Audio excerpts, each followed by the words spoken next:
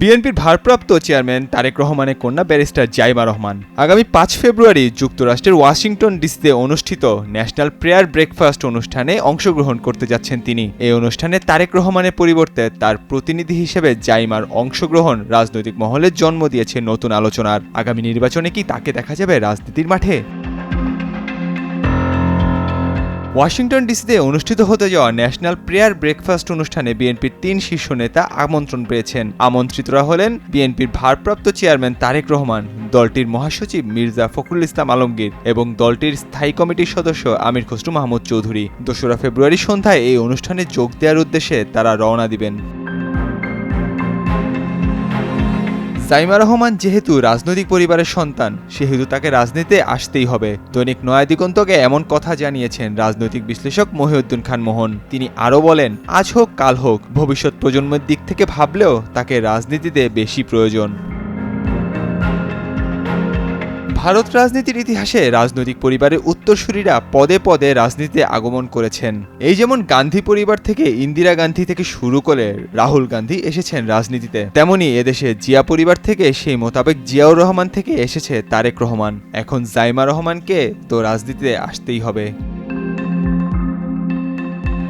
অন্যদিকে নাম প্রকাশে অনিচ্ছুক একজন প্রবীণ রাজনীতিবিদ বলেন, ব্যারিস্টার জাইমা রহমান ছোটবেলায় লন্ডনে গিয়ে সেখানে শিক্ষা জীবন পার করেছেন। তিনি তারেক রহমানের পরিবর্তে সেই প্রোগ্রামে যাবেন। সেটা কোনো রাষ্ট্রীয় অনুষ্ঠান নয়, তবে বিশ্বের অনেক দেশের প্রধানরা অংশ নেবেন, কথাবার্তা বলবেন এবং যোগাযোগ তৈরি হবে সেখানে।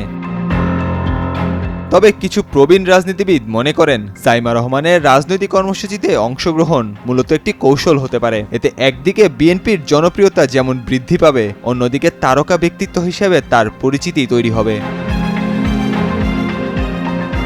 জাইমা রহমান বাংলাদেশের সাবেক প্রেসিডেন্ট জিয়াউর রহমান এবং বাংলাদেশের সাবেক প্রধানমন্ত্রী খালেদা জিয়ার নাতনি। পরিবারের সদস্যদের সঙ্গেও দীর্ঘদিন পর তার দেখা হয়েছে। তার দাদি বেগম খালেদা জিয়া, যিনি বর্তমানে লন্ডনে চিকিৎসাধীন, তাকে কাছে পেয়েও তিনি দারুণ অভিভূত।